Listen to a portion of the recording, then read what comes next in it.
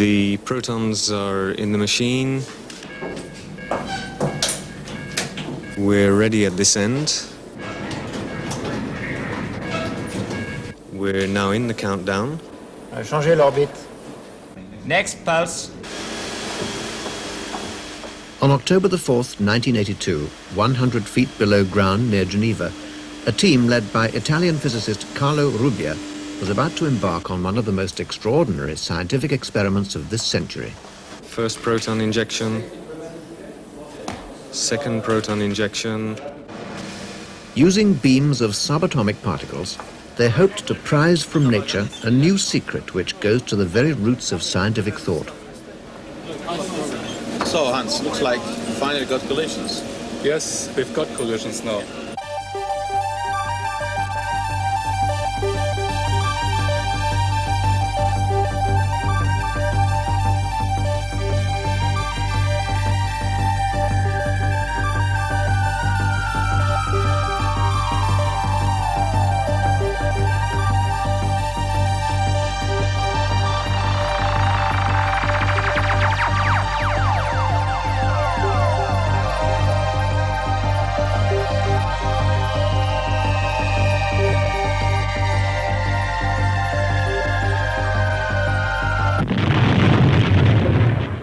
Yes, indeed. As I was saying, Michel, last night and the whole team... This experiment was the climax of 4 years' intensive effort.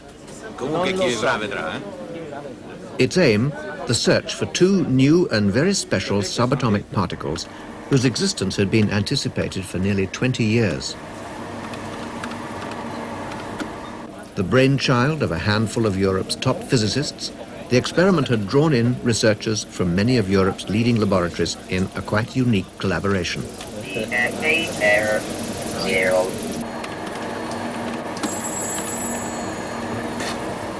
By late 1978, as the plan for the experiment was taking shape, we decided to match the speculation of the scientists and move in our cameras.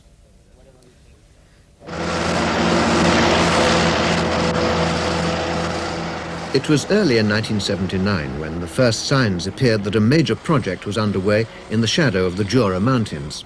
Straddling the Swiss-French border, the search for the two new particles called the W and the Z was already attracting the curiosity of the local population. Alors, on chasse les atomes là avec la vitesse de la lumière, 300 000 km à la seconde, contre là, et puis par le touchement, ils éclatent. Oui. Et ça vous intéresse comme physique, vous? Ah, bien sûr, parce que pour moi, ça c'est l'avenir, là. Since 1955, the European Organization for Nuclear Research, known as CERN, has been in the business of smashing atoms apart with powerful beams of particles. Scientists from 13 European nations come to Geneva to participate in experiments that no European country alone could undertake. The lifeblood of these experiments lies in a network of particle accelerators burrowing under the Geneva countryside, driving intense beams of protons up to almost the speed of light. The pride of CERN is the giant ring 2 kilometers across called the Super Proton Synchrotron. Completed in 1976, it puts CERN on an equal footing with its American and Russian rivals. From this ring, beams of protons are funneled off to collide with special targets. From the debris, a variety of new particles have been identified, created from the energy locked up inside the nucleus. But important though these discoveries are, there is an underlying goal which transcends this exploration. And it is this that gave the experiment of Carlo Rubbia and his team its crucial importance. The dream of physicists has been so far the one of understanding nature and understand the lower natures in their basic structure. Now, at the moment, we have 4 fundamental forces which we think are controlling the world. One of them is the electromagnetic force, which is producing attractions between charges and is responsible for light, electricity, and all the rest. The other one is the gravitational force, which keeps the Earth turning around the sun, or the moon around the Earth, and all that. The other one is the weak force, which is perhaps not well known to the to the public, but it's a fundamental force which controls the burning of the sun. Without weak interaction, we'll never have a controlled fusion within the stars. We'll have no life or no heat, nothing of the world we know about. And finally, there's strong interactions, the interaction which keep the protons together in nuclei, and which allow us to build matter, nuclei, you and me, and all the matter which surround us. Now, all those forces are now under great deal of scrutiny from the experimental physicists. And we are realizing that, in fact, those forces seem to have rather a lot of similarities in spite of differences. And for that, the idea of unification came about. Is it really true to talk about four different things when, in fact, maybe there are four expressions of the same fundamental force which is behind all this? The idea of unification first took root in the 19th century when Maxwell and Faraday were working with electricity and magnetism. Faraday's classic experiments showed that a current passing down a wire would exert a force on a magnet. Similarly, a magnet could induce a current in a moving wire. What was realized was that instead of two forces, there was a single force, electromagnetism. Since then, new forces have been discovered: the weak nuclear force and the strong nuclear force. Together with the force of gravity, this has given scientists the four basic forces from which they believe all phenomena can be explained. This situation remained intact until the late 1960s, when a new theory was put forward that was to unite two of the four basic forces, electromagnetism and the weak nuclear force, into a single entity. The glittering prize was to verify experimentally this celebrated theory. In 1981, Stephen Weinberg of Harvard and Abdus Salam of Imperial College, who with Sheldon Glashow shared the Nobel Prize for this advance in 1979, met up for a review lecture in London. It's a privilege to welcome Steve Weinberg to the college this afternoon and to hear from him what, in his view, are the next steps. So the condition for a theory in which the infinities can be handled at all, a necessary condition is that the coupling constant has a dimensionality which is positive or zero.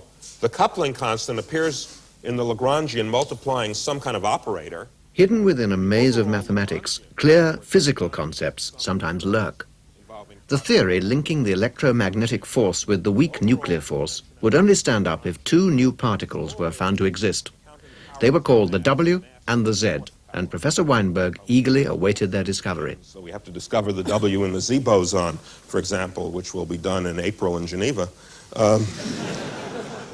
The theory also enabled Weinberg and Salam to say what the W and Z might look like. Their masses are predicted to within a few percent to be 80 proton masses for the W and 90 for the Z, and that's where we expect to find them. In addition, there is a quite definite prediction of how they decay. These particles are highly unstable and decay very rapidly into either particles that, like the electron, do not feel the strong nuclear force, or other particles like mesons, protons, neutrons that do feel the strong nuclear force. And there are quite definite predictions of the probabilities of these various decay modes and of the total rate of the decay. And all of these will be measurable. If the W and Z particles did indeed exist, a very special detector would be needed to find them. Let me first speak about the shell. These are these half cylinders. And to achieve this, Carlo Rubbia had gathered together more than 100 of the leading physicists from around Europe, including 3 groups from Britain, 3 from France, and 1 each from Italy, Germany, and Austria. Even the United States and Finland were represented. But before Rubbia's team could set about designing their detector, a more basic problem had to be solved. For the central question was, did the W and Z exist? and be plugged The snag in was on the that the channel theory which without predicted their existence also predicted that it would require more energy to produce them than was available in any of the existing accelerators around the world. This limitation had thwarted the search for many years, when in 1976, Carlo Rubbia and two colleagues came up with an ingenious idea. Normally, CERN uses protons in its experiments. It produces them in this apparatus by literally pulling atoms apart with strong electric fields. Once inside the accelerator, the protons can be focused together to form beams about a centimeter across. It is the positive charge of these protons which enables the beams to be steered by magnets around the giant ring. What Carlo Rubbia and his colleagues proposed was that instead of smashing these beams into a fixed target, the same magnets could also be used to guide a second beam in the opposite direction. The second beam, however, would have to be made up not of protons, but of the rare antimatter equivalent of the proton called antiprotons. Only particles of exactly the same mass as the proton, but of opposite charge, could form a counter-rotating beam in the same orbit. So the idea was to accelerate the two beams around the ring in opposite directions until there was enough energy present for a collision to produce the elusive W or Z.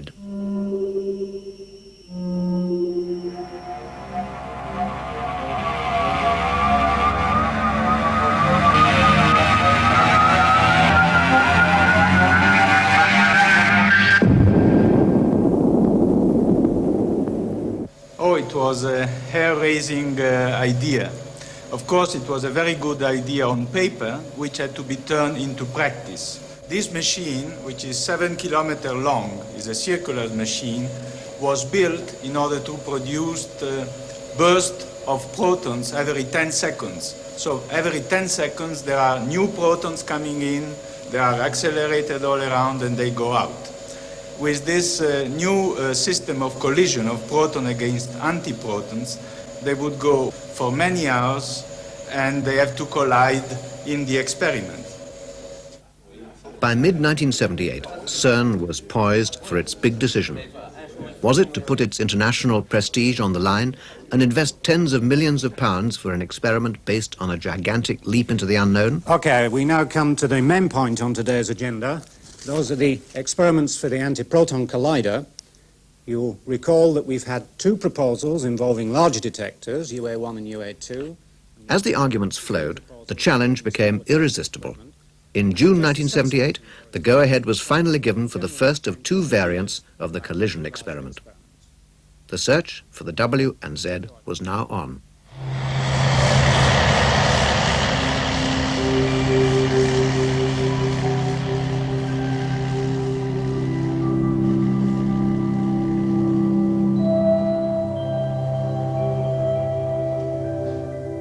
The spotlight fell first on the daunting task of collecting and containing antimatter. If the particle hunters were to have their day, a second breed of experimenters, the particle makers, would first have to produce a new abundance of antiprotons in a very special apparatus. By autumn 1979, the blueprint for the antiproton machine was being turned to reality. Conceived by a Dutch physicist, Simon van der Meer, the construction of the machine was being led by two Britons, Roy Billinge and Avionyth Jones. The next step is vacuum all around today. In fact, we're hoping to make the milestone go a little further. We're hoping to include that thing in it as well. The centerpiece was a new ring some 50 meters across, fashioned from magnets and various electronic devices. As antimatter annihilates when it hits ordinary matter, the alignment of the containing vacuum chamber had to be to millimeter accuracy. During the spring of 1980, this extraordinary new machine steadily took shape.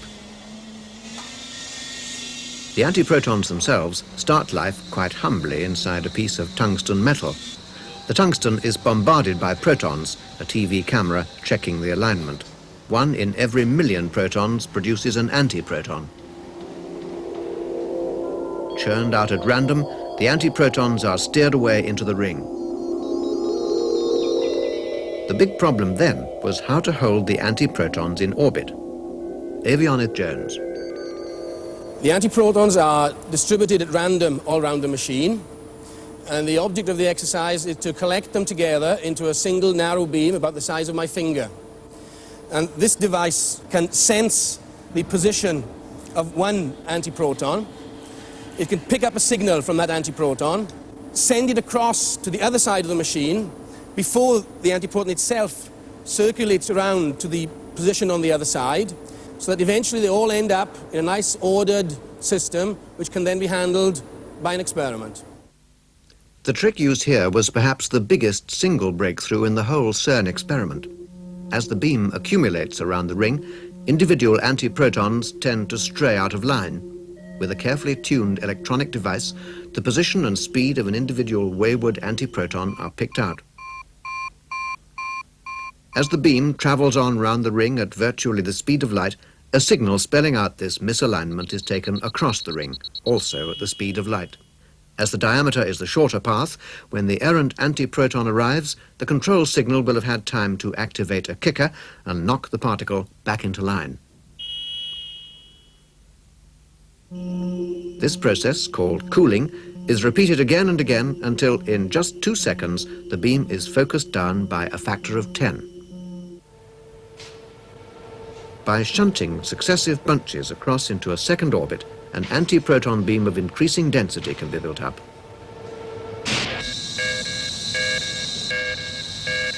On July the 4th, 1980, the engineering of the antiproton machine was complete. At 10 a.m., the physicists started their first trial.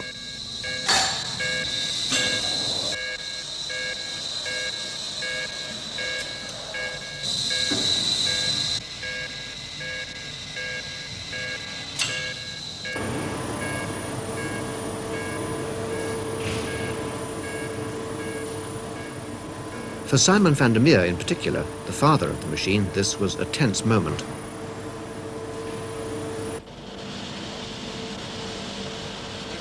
So if he's pulsing, he must know. So he's...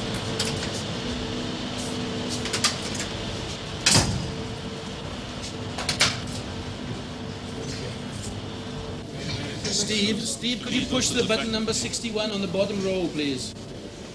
During the morning, Ivianith Jones and his colleagues had first to try to stabilize the antiproton beam, the first test that this quite revolutionary machine really could collect the concentration of antimatter they required.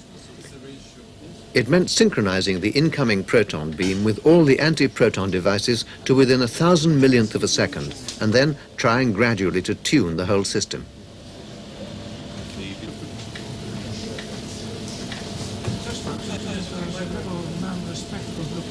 Yes, that's true. Is that enough, Frank?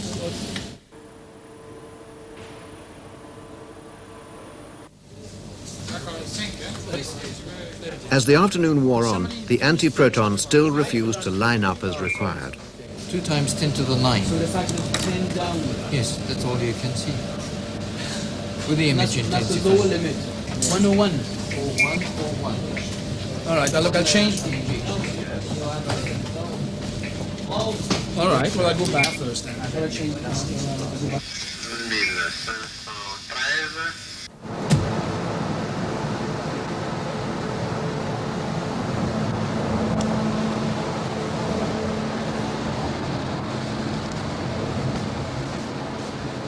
Yes, but we had 2 quads off. No.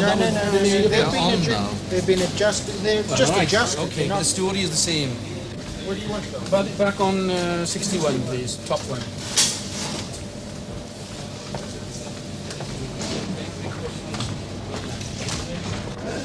Sounds harder than it. Merci, bonne chance.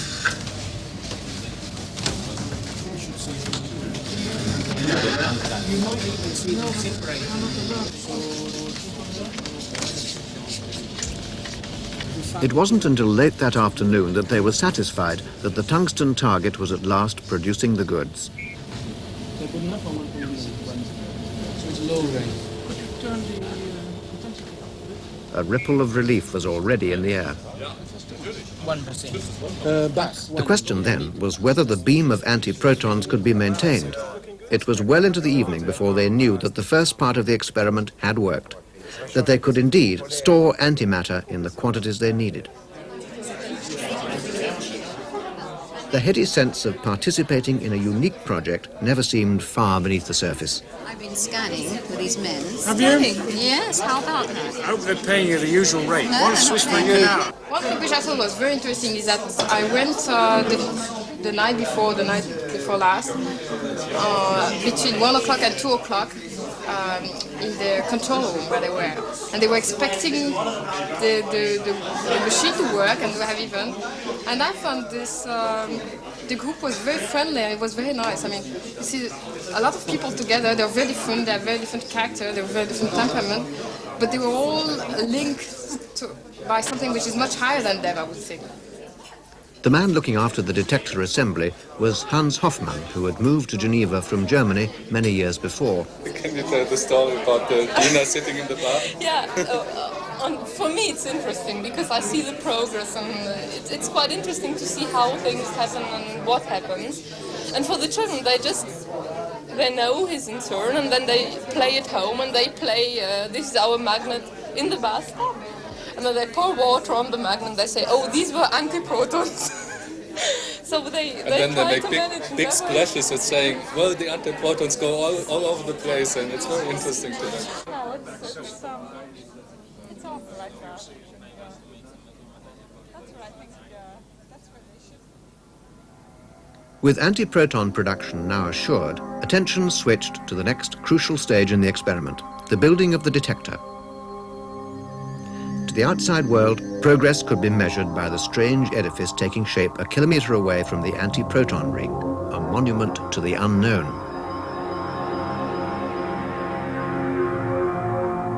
So far, the scheme for finding the new particles, of which the W was expected to be the first prize, was right on target. For Rubbia and his colleagues, the job was to build a detector that was subtle and sophisticated enough to pick out these hypothetical particles. What made this exploration into the fundamentals of science so special was that it could produce a new future as unexpected and revolutionary as that which followed the unification of electricity and magnetism, without which modern electronics and telecommunications would not exist. Unlike the 19th century, however, the search for the W was itself forcing back the frontiers of technology in its own path.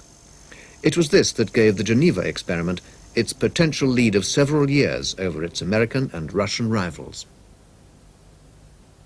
What had been achieved so far was the production of antiprotons in a beam which could be injected into the giant accelerator ring. If enough antiprotons could be stabilized, there should be sufficient energy present when combined with that of the existing proton beam for collisions to produce Ws in detectable numbers. At selected points, the two beams would be brought into contact. It was here, at a collision point a few meters inside Switzerland, that the big detector called UA1 was being constructed. As the beams meet, some of the particles will collide, and if the impact were just right, a W particle should be produced.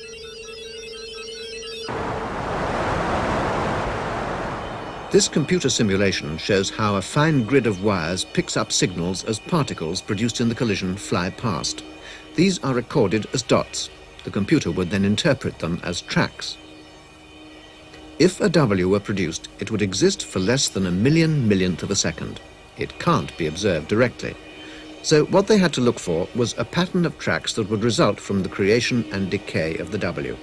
A tricky task. And this is where the subtlety of the £15 million detector comes in. The grid of wires registers all charged particles from a collision. Around this grid are placed detectors to identify 3 specific types of particle expected from the production and decay of a W. Firstly, a detector to pick up any electron produced.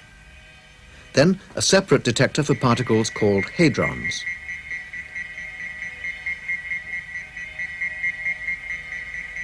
And finally, an outer detector for the most penetrating of the 3, called a muon. What would alert the scientists to a possible W would be the presence of a very straight electron, or muon, track.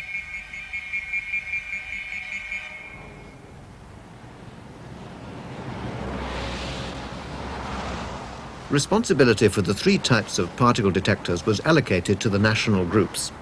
The British group, made up of scientists from Birmingham University, the Rutherford Laboratory and Queen Mary College, took on the hadron detector.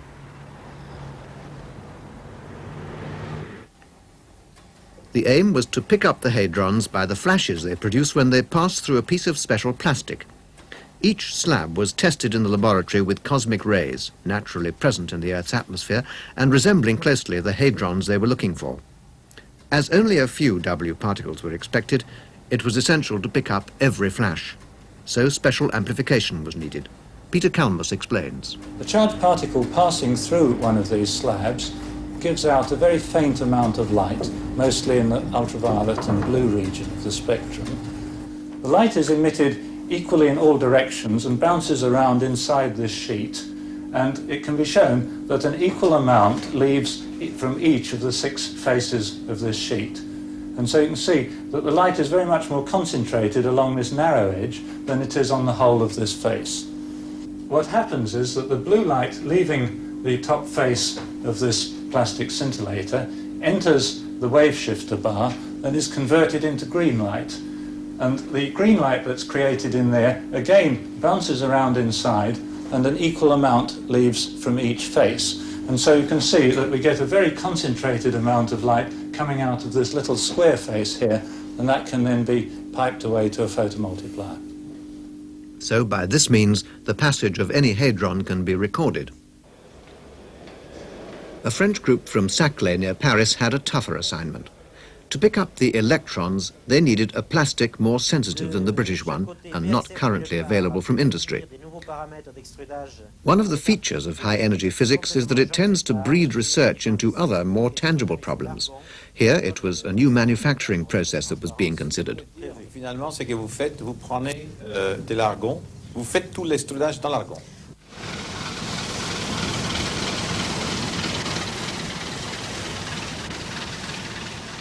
Attention had focused by September 1979 on a plant in Belgium. It was a manufacturer of plastics whose bread and butter lay in the production of items like bathroom showers and boats. But for the factory manager, Mr. Schipper, to produce the very special plastic required for the Geneva experiment presented a new and intriguing challenge. It's never been done before. Actually, nobody believed in it. It was actually Mr. and myself who said, okay, let's go through with it and see what we can do. The first trial went lovely, went very nicely, but the second trial was very, very bad. First, we are running some material in order to stabilize the machine, and hopefully we'll be going through this material in about 2 hours. It's besser. Aber offensichtlich mit dem niedrigen Temperatur, sehen Sie, dass es nicht mehr so rauskommt. Und das ist auch natürlich. Je höher die Temperatur ist, desto höher ist der Dampfdruck. Ja, natürlich. The new process, carried out in an atmosphere of argon gas, had attracted a lot of interest from around Europe. Non, pas du tout. J'ai dit maintenant, une position. Et aussi là, quoi? Oui.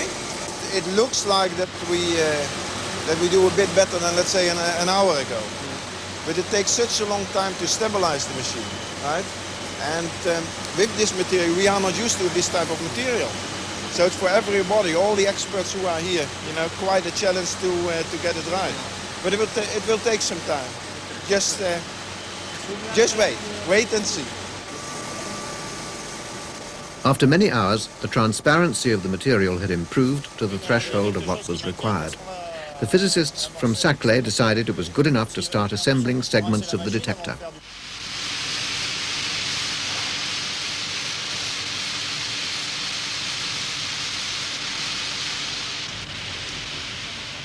To pick up the electrons, what was needed was a circular sandwich made of slices of the plastic interlaced with thin sheets of lead. This arrangement provided a way of recording the passage of an electron by the light produced in successive slices.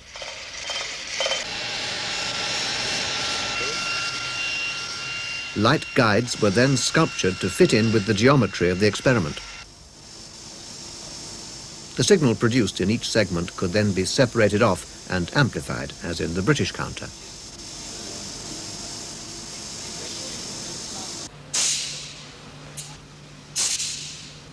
Meanwhile, Carsten Eggert and his colleagues in the German group were busy assembling the outer shell of the detector, the part that would pick up the particles called muons. From the host of particles which may be produced in a proton-antiproton collision, only the muons are expected to scythe their way through the inner detectors.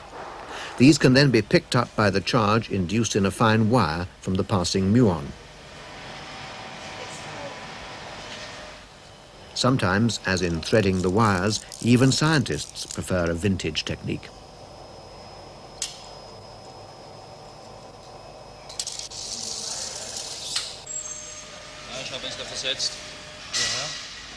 For Carsten Eggert, the hurdle which loomed largest was the size of the chambers.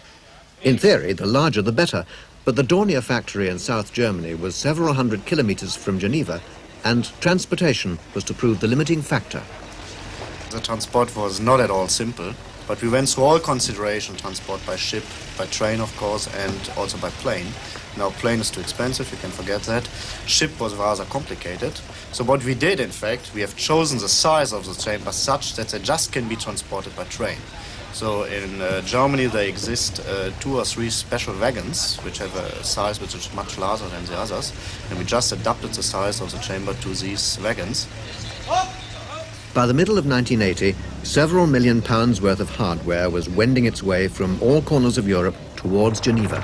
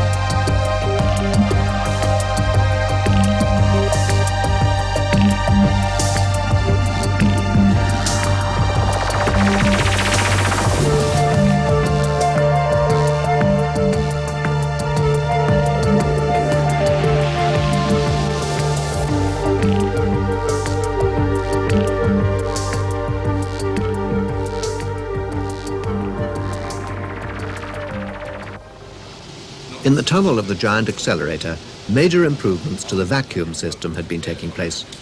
The 7-kilometer ring would soon be ready to house both proton and antiproton beams in the same tube. The detector cavern had by now also assumed its final geometry, closed off from the eye of the outside world. It awaited only some coats of paint and the arrival of the detector itself.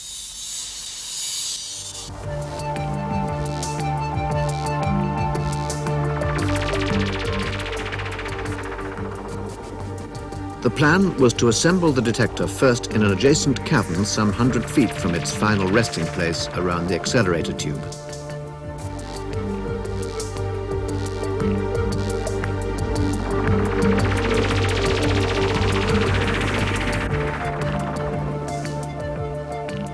Until now, the fitting together of all the components had only taken place on a drawing board back in 1979. The assembly of the complete detector was in fact to take several months over the winter of 1980-81.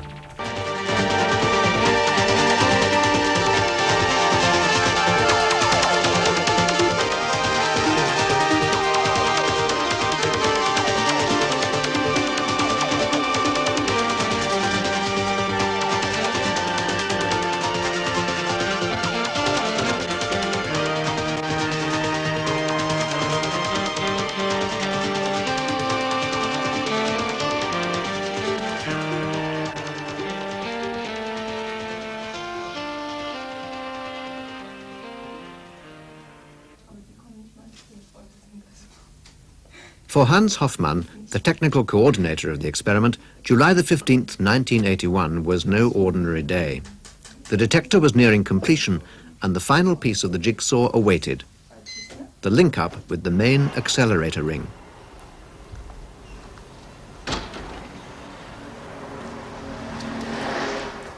In any large enterprise, many participants will feel that a particular moment belongs to them. For Hans Hofmann, the completion of the architecture of the experiment was a major milestone.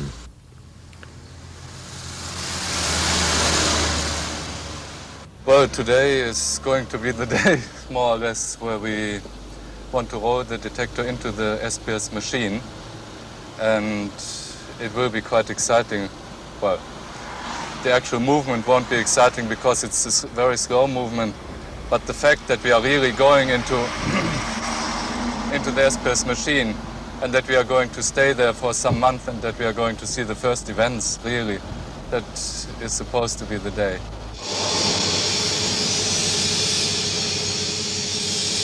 Well, let's hope that everything fits. We don't know. We have tried that movement once and then we found out that the detector is slightly off-center. And that means that we might have some problems to attach our detector to the vacuum chamber of the SPS. But we'll see that. Ironically, the problem on the day turned out not to be in the precision of the equipment, but the presence of a concrete block which somehow had been left in the line of movement. What was amazing was that no one had spotted it until the 2,000-ton detector was right on top of it.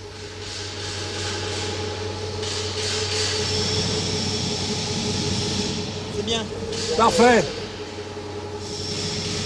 The link-up later that day with the vacuum tubes of the giant ring was a symbolic moment. It paved the way for a full trial of the colliding beams.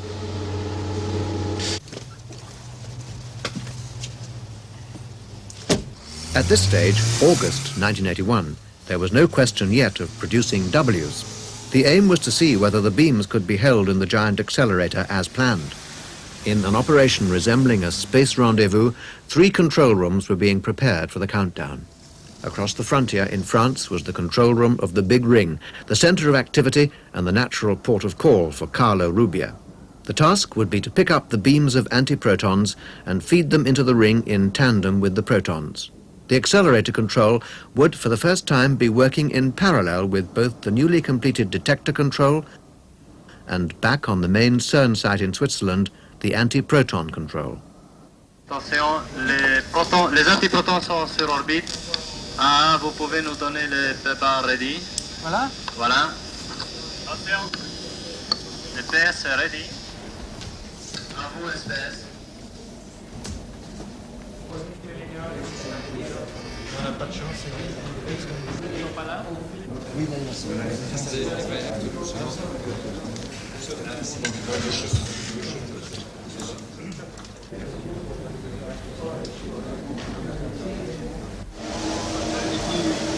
you have to do your output register and your level, something like that.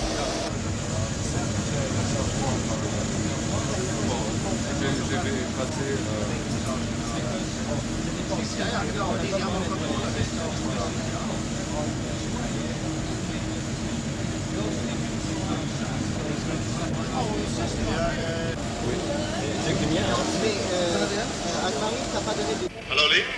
Hello, Rudy. Are you ready for another shot? Oui, presque. Pour le moment, on ne fait rien.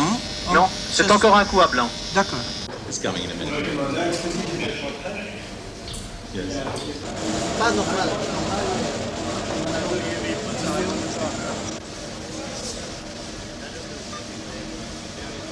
Anti-proton now.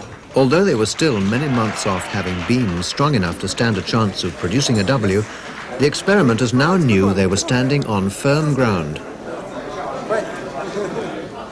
Their timetable had proved itself. It was a moment to savor.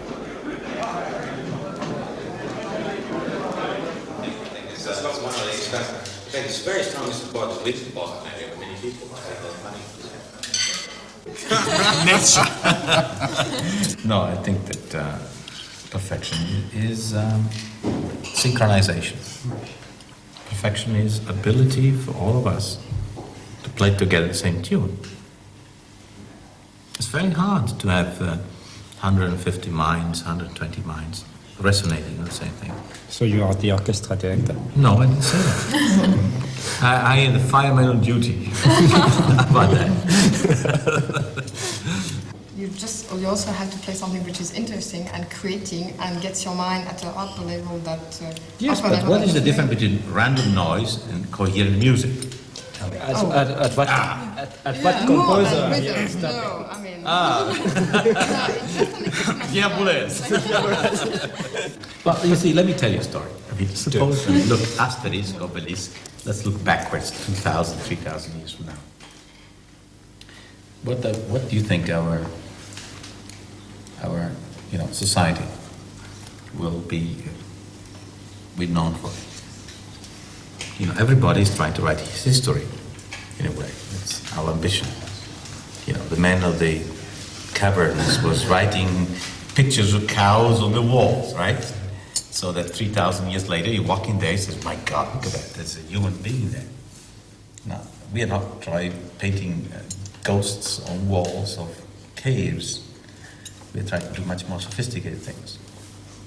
But I mean, what do you think is important? Once we're all gone, with you dead, everybody, we dead, we disappear, million things, the wind has gone over, half a meter of dirt covered whatever you built.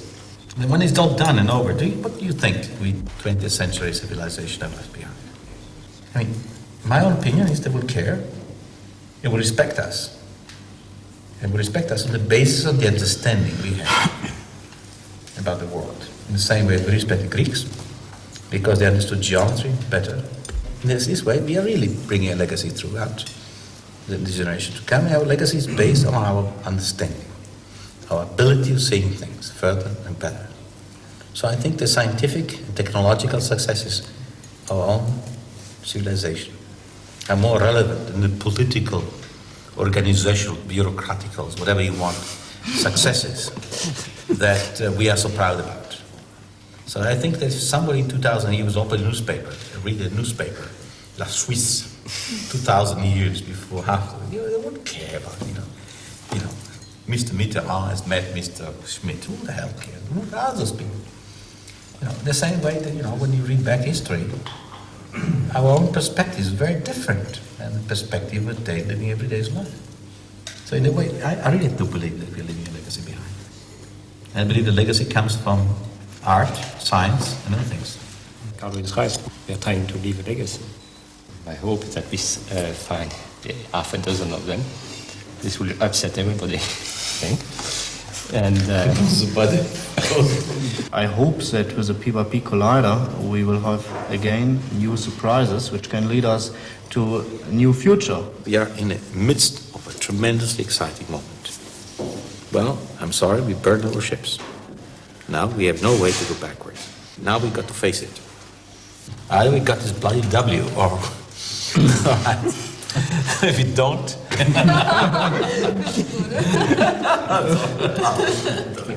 Cheers to the W.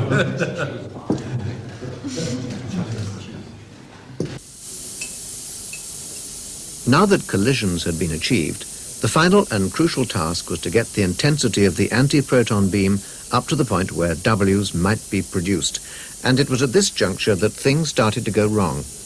The first hiccup was a trip in the big accelerator, which halted the testing by the detector group of the various parts of their equipment. Michel, if there's a come on, we want to have a fast meeting. They lost the water supply, and all the experts and the experts backed up by other experts are trying to get the water running again. As the machine is off and we have some acquisition, we should also do a laser run again. Why not? Cannot really hurt.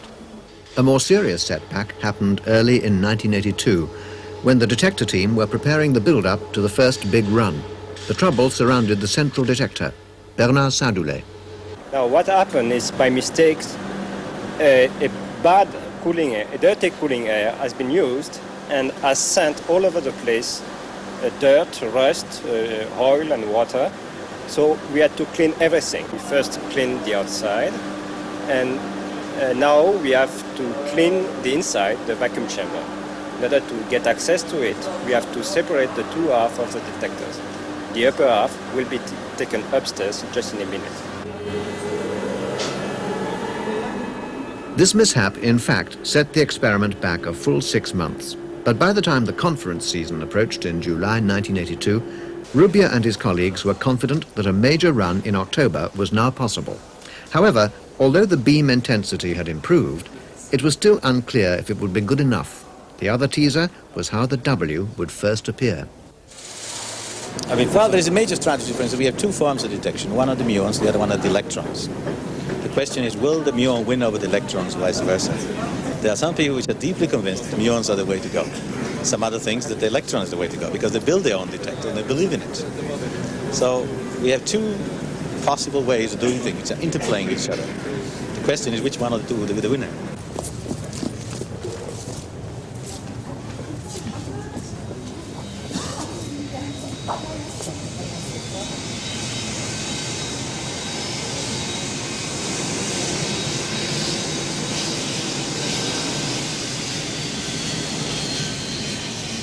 Once every year, the world of high-energy physics meets under one roof. In 1982, the rendezvous was Paris, and the topic on everyone's lips was the CERN experiment. Among the 2,000 or so participants was theorist Abdus Salam. Really, the machine builders are some of the people who should be highly praised. The people who had this idea of stochastic cooling, which is an incredible achievement in such a short time. And then the people who are doing the experiments, the leaders of the groups and so on. It's such a collective effort. I was privileged to see the UA1 detector being assembled, and I must say I have never in my life ever seen such a technological marvel as this particular experiment. It really was absolutely incredible. And you must realize that European and US strength in technology comes from working at the limits which are provided by this type of experiment. Also there was the man in charge of the new Soviet accelerator project, Viktor Yarba. Of course, for the anti-proton protons, which will be done at CERN, it's a very important step forward, but the problem of this experiment that luminosity or probability of the production is not so high as maybe it will be necessary. But nevertheless, when this experiment will be done, we will have very important answer. The head of the American accelerator laboratory near Chicago was Leo Lederman. I mean, in any case, the experiment can't lose, because if it's there, then they've really capped a beautiful piece of theoretical and experimental work that stretches back to the time of Enrico Fermi. If it isn't there, that's even more interesting from the point of view of physics. Whether the experiment, UA1 in particular, is good enough to prove that it's not there, or whether it's good enough to prove that it is there, is something we really have to see. We don't know yet. If you look at the expectations of the forthcoming run, I would say the probability of them finding it in calendar year 1982 is small. Not zero, but small. Will they find it in 83? I think so. But they may miss. It'll depend very much on two things: the skill of the accelerator experts who are bringing on this anti-proton-proton collision mechanism, and the skill of the experimenters in reading these signals out of this enormously complex detector. And believe me, it's very complicated. By now, the experiment had also aroused interest beyond the scientific community.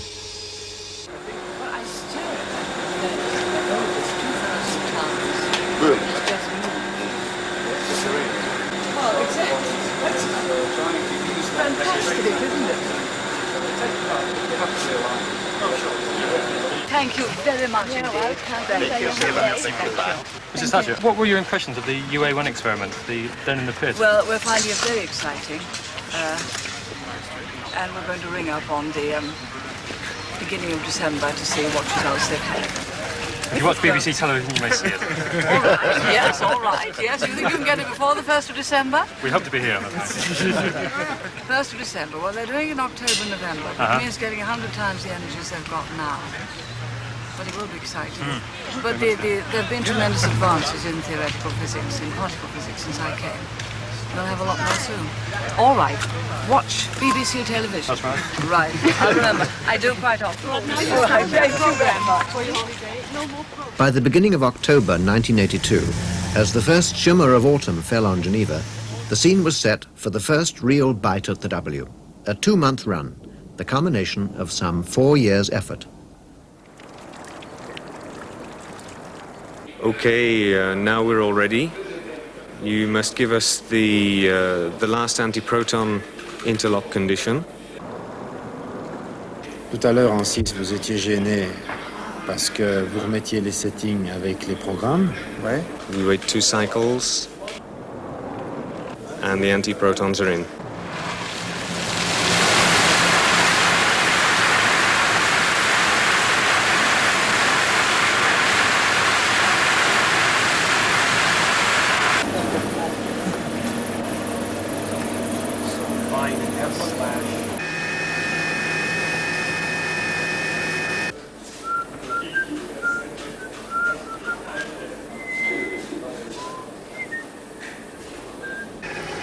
As thousands of collision events were recorded, a round-the-clock vigil was instituted to put the tracks through every test the computer could muster.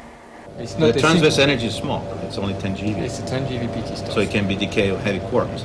The challenge now lay in interpreting the tracks correctly. Decaying into an electron, a jet carrying a heavy quark, decaying then in an electron. The DDX in the central detector. It's clearly a two-jet event, right? Yeah, but the jet carries an electron. Yeah, while a candidate electron. Candidate electron. It's something which looks like electron to the best of your knowledge. It's a high mass stuff. Very high mass. Everybody feels that you should be here rather than elsewhere. So if you walk around the lab here at 3 o'clock in the morning between Sunday and Monday, you will discover a population of physicists as rich as you would find them, say, Monday morning or Friday afternoon. In other words, there is a big sit-in going on here in which everyone is trying to give his share and to try to give his own contribution towards making sure that, in fact, not only the machine runs and the experiment runs, but also the understanding follows by the same token, the same speed. Nobody sleeps anymore in a way, nobody does anything anymore. Everybody feels that the place to be is this and the time is now.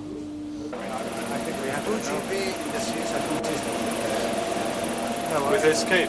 Well, it's consistent with escape. The interaction length is about 10 centimeters. So it could in principle. Pendant le temps le plus efficace, pendant avril, mai, Oui, c'est sûr. The 100 or so members of the UA1 team worked in shifts, trying to pick out the single, very straight electron or muon track expected from a W. After 4 weeks running, although the beam intensity was encouragingly high, no trace of a W had yet been found. Then, suddenly, as apprehension was beginning to mount, the first serious W candidate appeared. This is a very spectacular event. You see a very energetic track emerging from the vertex here in this direction, and it's emerging at a large angle to the incident proton-antiproton direction.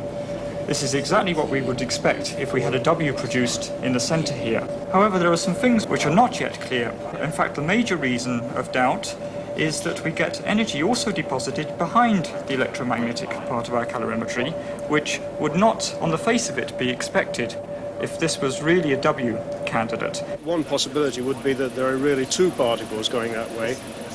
One neutral that manages to look like an electron in the electron calorimeter, and yet there's a completely different particle which is going through and giving energy in the hadron calorimeters behind. So that is a possible way that you could get a background.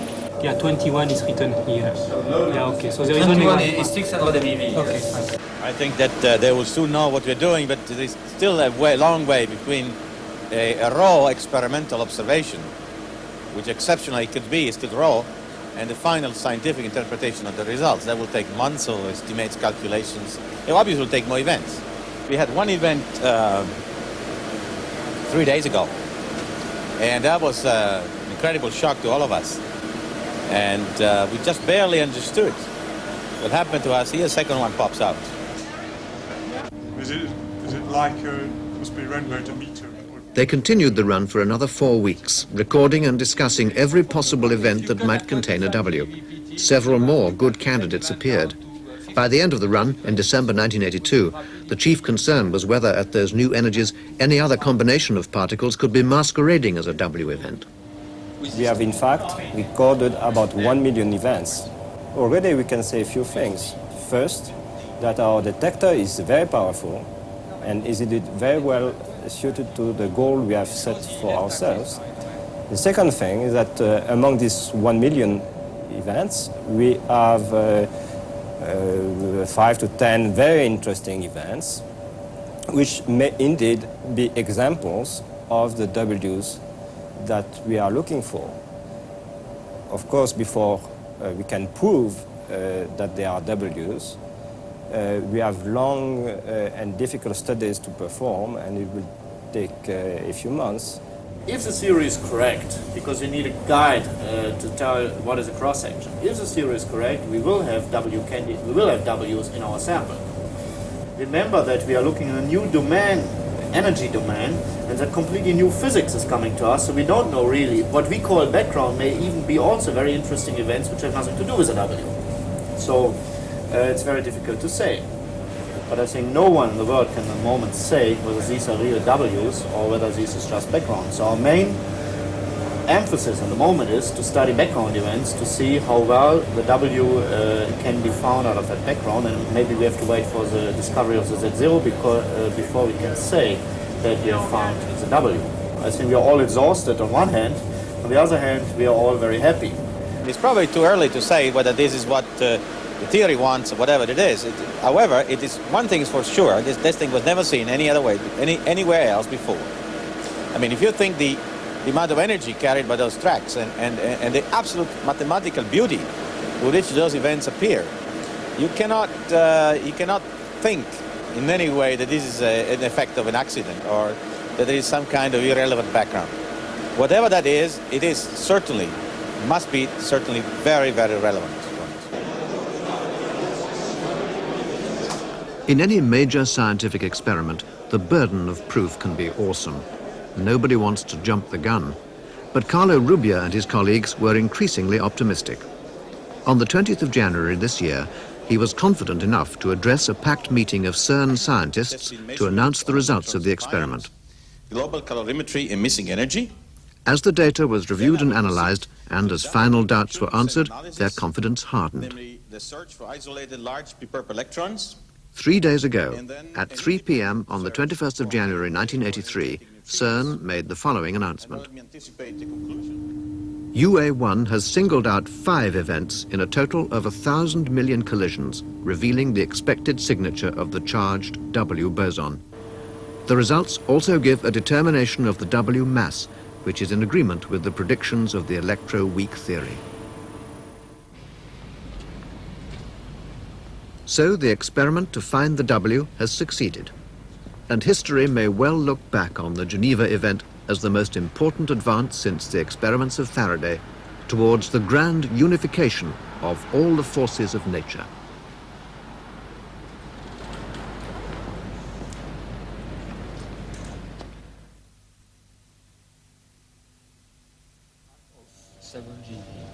Plus minus something. What's the total mass of the very massive digest system? Hello. Space. BBC. Go, please. We'd like you now to prepare a pilot shot of 2 × 10⁹ antiprotons, please. We're going slowly to start of the run. Any sign of Okay, view and oscillations. We're in the countdown now.